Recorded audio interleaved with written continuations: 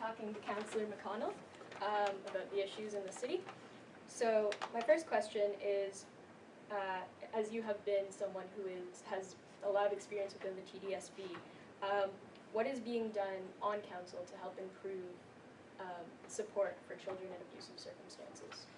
Well, first of all, we have the Equity Youth Strategy, a terribly important piece which was unanimously approved by Council. I think that we are working, we've now got finally again a liaison team working with the Board of Education, but more in terms of also the city itself, in terms of homeless children running from abuse with their mothers.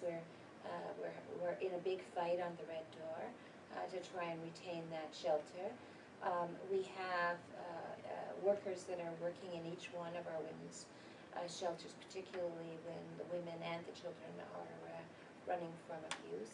And we fund a lot of organizations through our grant system that do direct frontline work with young people. I think, finally, one of the other things that we're trying to do is to give back a voice to our young people, to make sure, particularly in their teenage lives, when they do leave home because of abuse, particularly the work that we've been doing with Covenant House, and particularly actually, although not child abuse, we have worked on the abuse of young women in the sex trade that have been lured into sex trade work, and we've been working with Covenant House to set up a safe house for them. That was approved at council, or is going to council. I guess it was approved by the Affordable Housing Office Committee. So, I think that through this strategy, one of the things that we're interested in is young people taking control of their city and supporting the services, and more importantly, communicating the services back out into the world and lives of our young people. Going into sex workers, how do you reach out to them through the police or through these shelters when people are afraid to get these resources? Well, I think Covenant House actually has been very good at that. And so rather than us setting up a whole other outreach, what we have done is we have suggested both to police as well as to our social services that we work through reputable organizations like Covenant House, which has the credibility on the street. And whether that's Evergreen or it's Covenant House or wherever it is, but Covenant House in particular has really focused on women's slavery and in slavery. And I think that although people think of human trafficking as something that happens in a different country and in a different world, it happens right here in Toronto. And so Covenant House has been right on the front line of that. And I think through word of mouth, people feel that they can trust.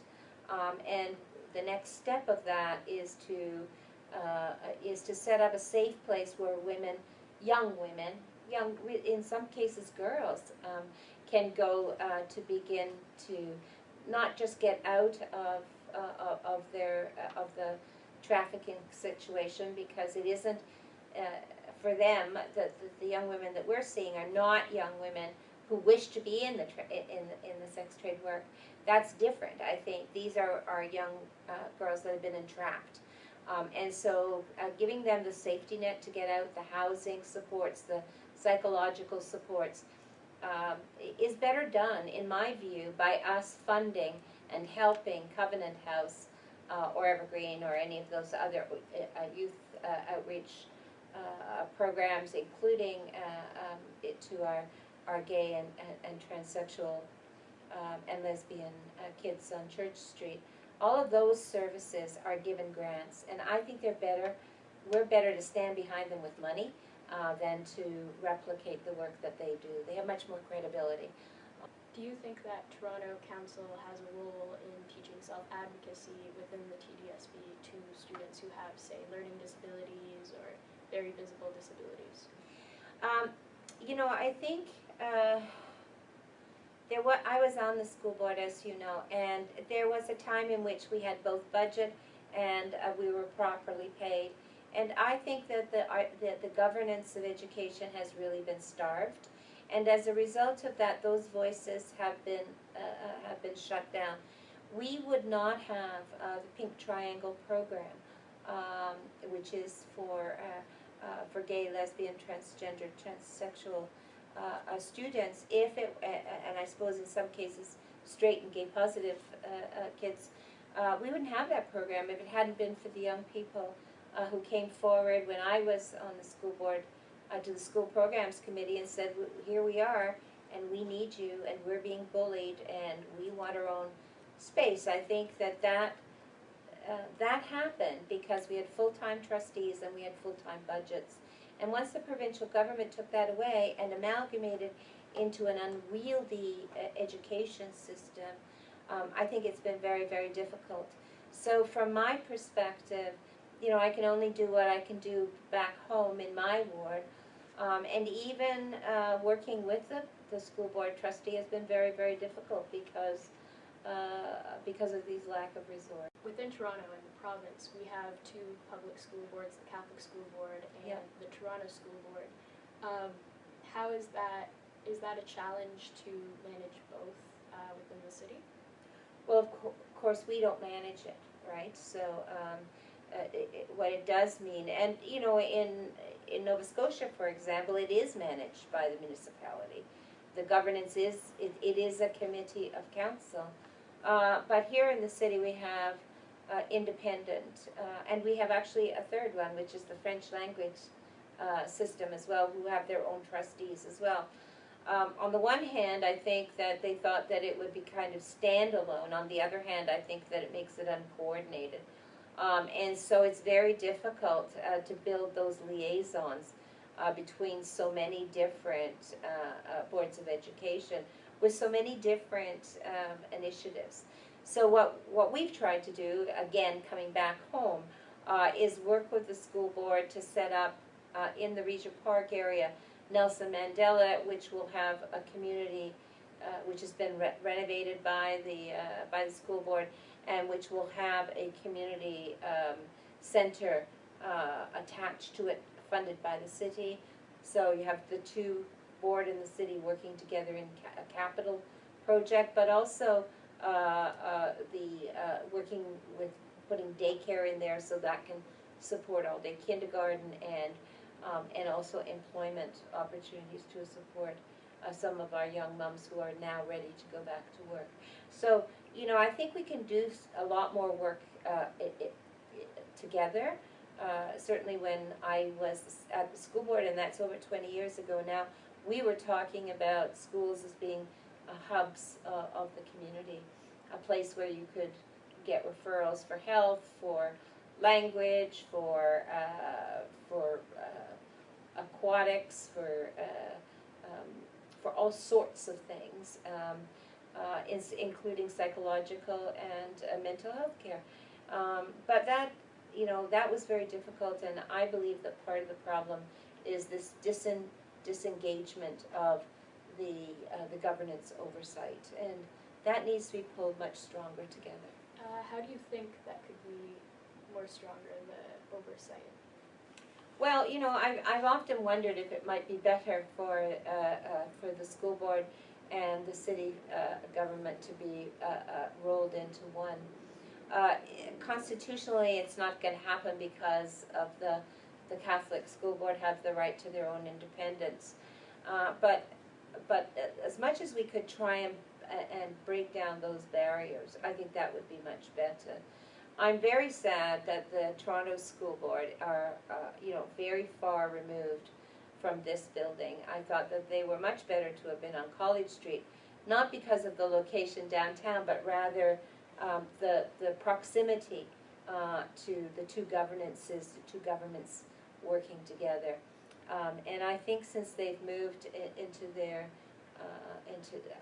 up near the North York Civic Center, into their building, I think they have become more and more divorced, but more importantly, they've become very divorced from our local communities. And so I'm not seeing the kind of animation and discussion and importance that is coming through the parent councils and a lot of the resources that were put in that augmented kids and families living in poverty have now been thrown at the wayside. So I think the amalgamation was not good, but I also think that the separation of the governance is doesn't really work. In a lot of areas, there's many schools that are, 50, 40 years old, and they need to be upgraded. Has the city been trying to lobby for funds from the province to upgrade these schools, to make them wheelchair accessible, or to make them? No, I don't think so, and I think it's you might say, well, why not? And that is because of what I've just discussed, which is that the two governments and governances are totally divorced from one another. Whatever happens to in the school board is never really known here, and what happens in the city is not really of any interest or consequence to either the bureaucrats in the school board system or to the school board members themselves. I think that is a systemic problem. I don't think it's an individual problem, and I know that when we were there and we were full-time and we were properly given a budget, that we spend a lot more time with the city councilors. So I, for example, Barbara Hall would have been my city councilor when I was a trustee, and we would have met on a regular basis. She would have worked on my issues, I would have worked on her issues, and as a result of that, we had excellent resources for our inner city kids. We were the first to have anti-racist education in our school system, in Park School, now Nelson Mandela, and we looked at the training of teachers, and eventually we set up the training center for teachers in Regent Park itself, in the community center. So individually, we know the importance, and so the principals try to work with the community agencies in my ward, and I try to work with them all. But what I guess I'm saying is, as bureaucracies and as institutions, they don't interface. Just moving into policing. Yes. You have recently raised some issues about off-duty police officers' salaries. When did that issue come to light? Well, when I was the chair of the Police Services Board and then the vice chair until 4 years ago, when Rob Ford came in as the mayor, and I wasn't acceptable to him or his team, so that was an unresolved issue at that time. I had raised it in the Police Services Board. I had also raised it with the budget committee here, because we're spending about $28 million or no, let me not say we are spending. Let me say police officers are receiving about $25 million after the administration is taken off, and a fair chunk of that is public money. And I'll explain. Like sometimes it doesn't feel like public money. But I think that to me, one of the things that most annoys people is watching police officers look down holes. And, it kind of gives the wrong impression of what police officers do. And then when you hear that it's $68 an hour, maybe it's going up actually, 3-hour call, every 4 officers gets a supervisor, it just starts to be unwieldy. And so at that time I had looked at and suggested that we look at the Vancouver model, or whether we could set up something with the TTC, because they were using a lot of paid duty, Hydro, because they were using paid duty. Like even in our own system, was there a mechanism like parking authority officers, or you know, security officers, or whatever we need.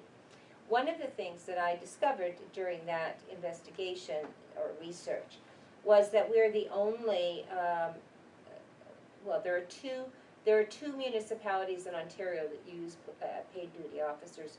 One is Peel, and they spend about $1 million on it, and one is Toronto, and we spend $25 million.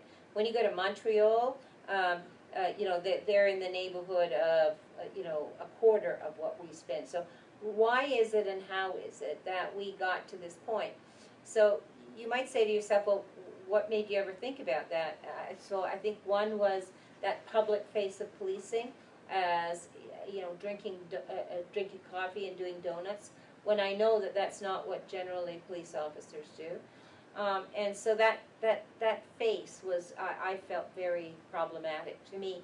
And then the second thing is looking for money for policing and looking for money for city services, and then seeing all this money going out the door.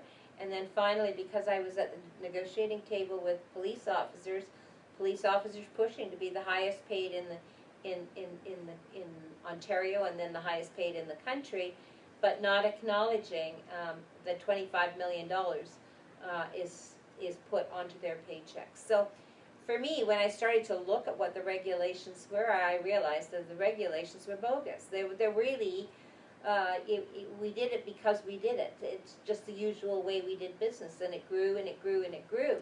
And as a result of that, monies were going out from every pocket that we had, and it was, to me, a total waste of money, because police officers would be tired, they would be bored.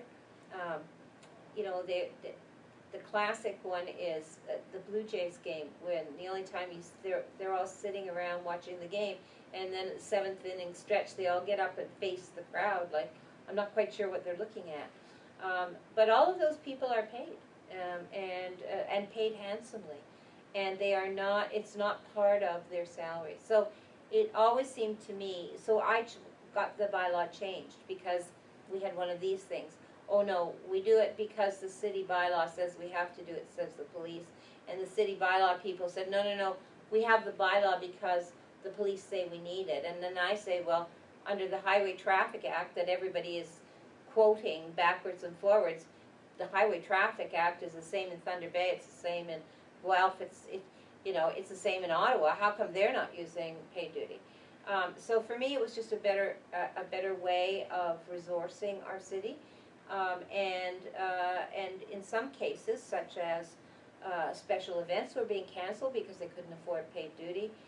Special events weren't being started, like the closing of Bloor, because it was like, you know, hundreds of thousands of dollars, ridiculous amounts of money. And even if it was just the paving of the street, even if it was contracted out, those monies were still coming out of the cost of the city. And some of the costs were direct, like water, hydro, those were all direct costs. And you know, I just didn't think it was good for the city. I didn't think it was a good balance. And I felt very strongly that that bylaw should be changed. So we changed the bylaw, and then guess what? The practice didn't change. And now we find ourselves 4 years later with the same old song and almost the same old money, in fact more.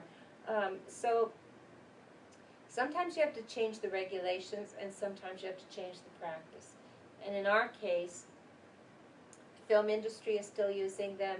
I just recently got a letter from the head of the union, the police union, who I know quite well, who, you know, went through all of the regulatory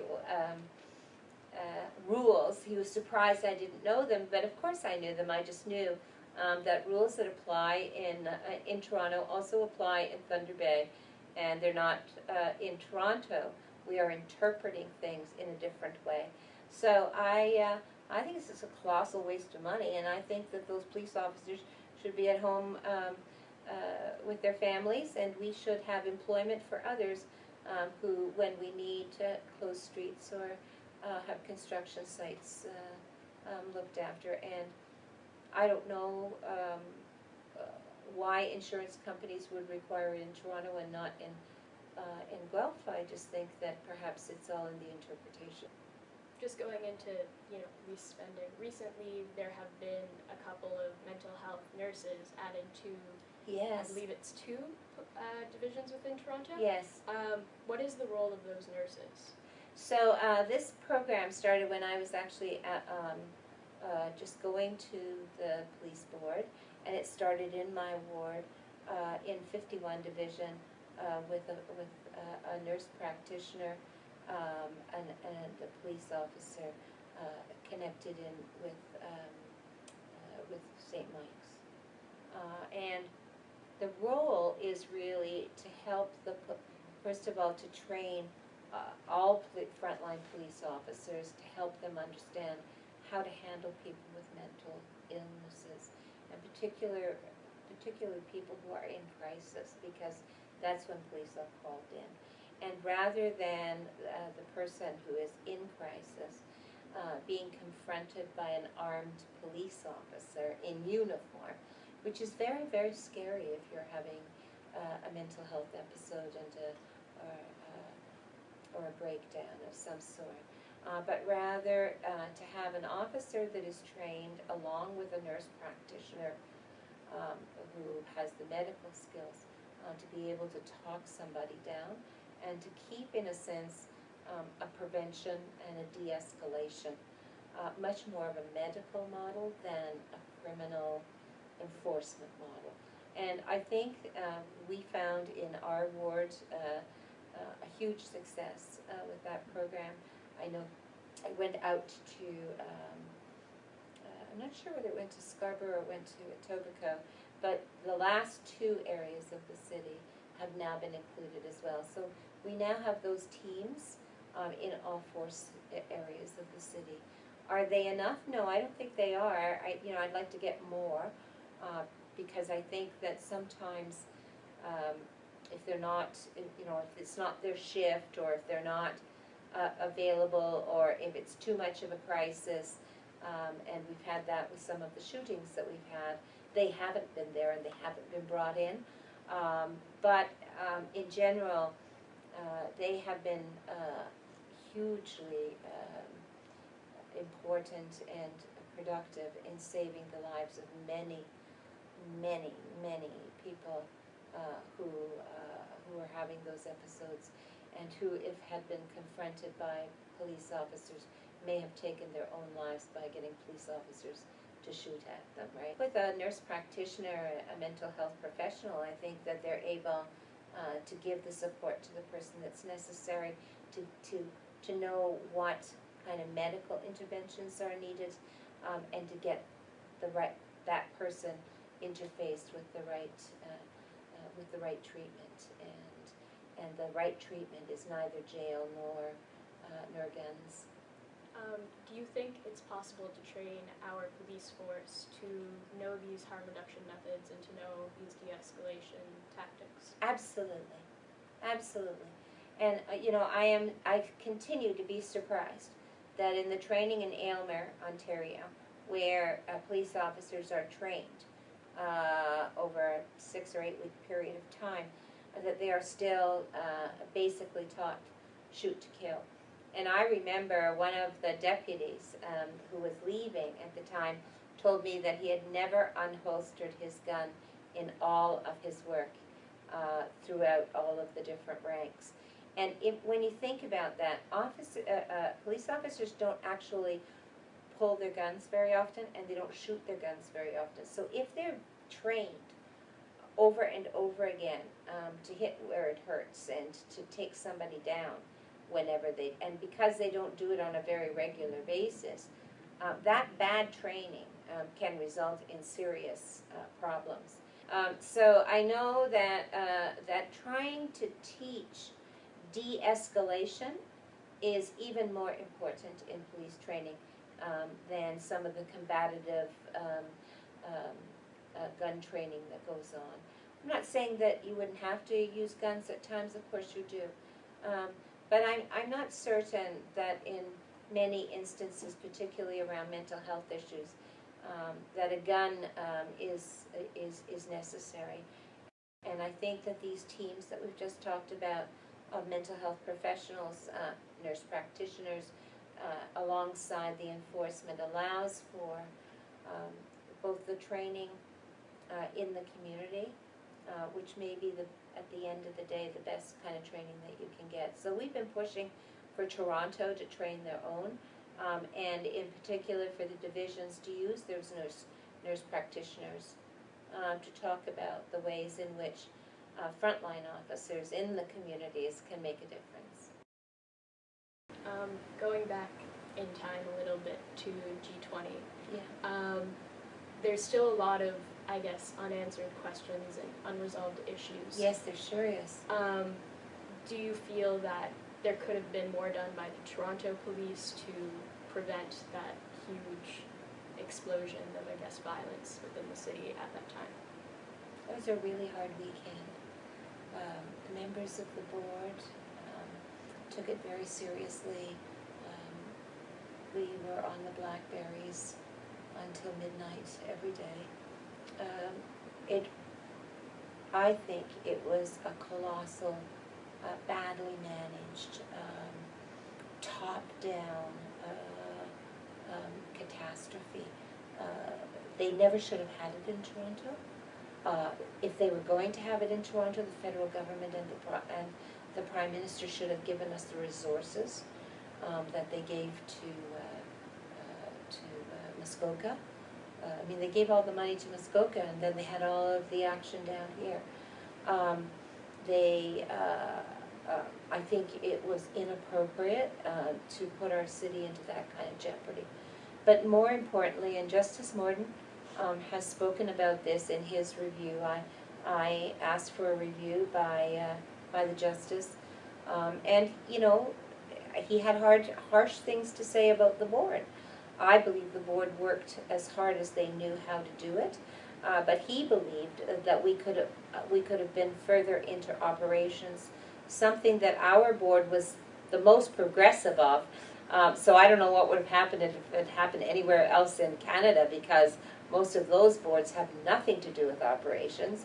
But the other part that was really, as someone on the front line at the time, that was really a problem to me, was, first of all, we had huge numbers of officers that came in from other areas. We had new techniques that we'd never even heard about or the board had never discussed, such as kettling. To my understanding and knowledge, I never felt as if our chief of police was in charge. In fact, I know he was not in charge. And I think that was also problematic, because I believe that that the tune was being called from Barrie, Ontario, with no knowledge of what was happening in the city. I think we knew that some of the anarchists would come. Of course they would come. Why wouldn't they come? They come every time. That there is a G20 or a G7, or of course they do that. You know, and we have a right. People have a right to have protests. I think violence is a different question, but I think the way in which the army of police officers responded was like an army. It was like a war. It was unbelievable. And I think that was because the people who were calling the tune were not people who knew the neighborhoods and what was going on in the street. And I think as a result of that, frontline officers got very confused. So on the one hand, and on the other hand, you know, on the one hand, kettle them. On the other hand, well, we don't kettle, you know. Like, what are we doing? You know, or what are we doing in the rain? You know, a lot of our officers are very good at protests. They're used to them. But I don't think they had ever seen, with so little training and so little time, that kind of an impact in our city. And then finally, I would say that they weren't prepared for the arrests that were made. And I know that up to 4 months, 3 months previously, they didn't even have a location for the detainment. And it never occurred to me or anyone else that we were talking about thousands and thousands of people that would be detained. So we were totally ill-prepared. We were not resourced. We did not have the money. And we did not have the facilities. But most importantly, we didn't have the control, and we didn't have the authority to have the control. And I think, you know, I put that squarely back to the federal government. They mishandled it, and they caused the catastrophe. And unfortunately, we took the hit. But, you know, it's our city, and we're the ones who care about it. But, you know, there was no way to get them to move off having it here. And if they were going to have it here, I would have put them, I would have put the whole thing in the exhibition grounds, so that we could have secured an area rather than cutting off half of our city. We didn't have the support needed from the federal government, and the federal government made a very bad error in choosing Toronto. Just for our last question, what's your priority list for your next term on council? Well, you know, I've always tried to work on equity and poverty issues, always. I've done that my whole life. But let me just talk about some of my priorities as we move in. I think employment in our neighborhood, but particularly youth employment, is terribly important. I want to continue the Regent Park redevelopment and utilize those opportunities to get more and more people employed. And that employment initiative has been very successful. I think we're up to about 700 and something jobs, so I want to continue that work. But I also want to make sure that when we're doing other projects like that, that we're utilizing employment strategies. The second thing that I want to make sure of is that we continuing our work on affordable housing. We built an awful lot of housing in our area and quite a bit of affordable housing, but you could still see that I got a big debate that I had to, was very challenging, on whether poor people should be allowed to live on the harbor, in the waterfront. You know, that's kind of stunning when you're in debate and you realize that some of your colleagues think that poor people don't belong there or there, and that, you know, that some, to me, Toronto should be for everyone, and every area of the city should be for everyone.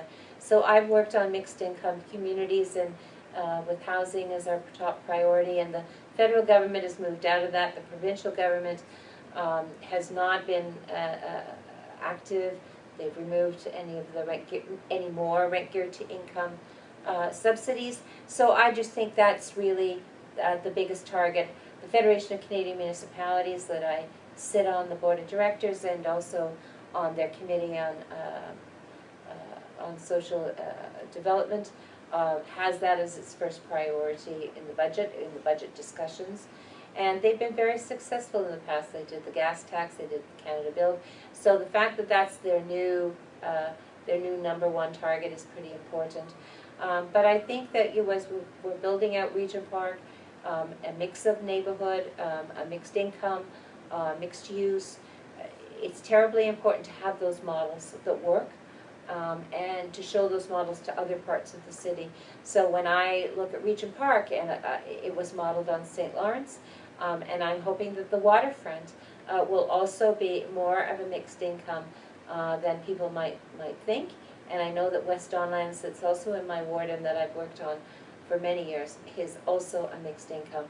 So when you have people living together, it's more like small villages and people take care of each other. When you have monoliths or islands of economic distress, then people are isolated from one another and not good neighbors. So that's housing, that's jobs.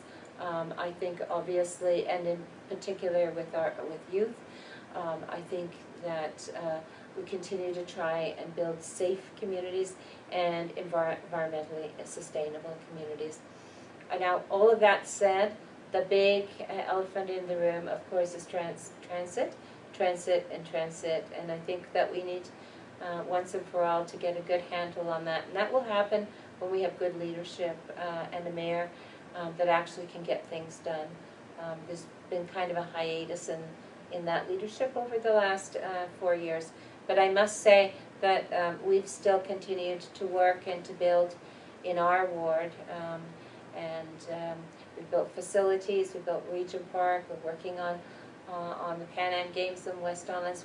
We've learned, I've learned very much that when you have these targets, these big targets, that what you have to do is to break them down so that you're actually accomplishing smaller steps, right? So the Regent Park Aquatic Center took me 18 years to build. On the other hand, across the street, the Cultural Center only took 4. Both of those are important infrastructures. And why? Because they're like magnets. They bring people together, both inside the community and from outside the community. And they stop the community from being an island. So those are kind of the 4 things, youth strategies and particularly jobs, the affordable housing piece that needs to continue to move down for proper stabilized funding, environmental sustainability, including climate change. We saw that in the ice storm, and then growing healthy communities that have good opportunities for people to meet one another and work on things. And then, as I said, this overall big elephant, which is how to connect people in the city, called transportation and transit, and getting people out of their cars and into quick public transit will be better, more healthy for us, more environmentally sustainable. But at the moment, the isolation of being in Scarborough and North Etobicoke is terribly devastating for people. And so we got to connect them, we got to do it quick. Okay. This has been Councilor Pam McConnell. Thank you so much for sitting down with us.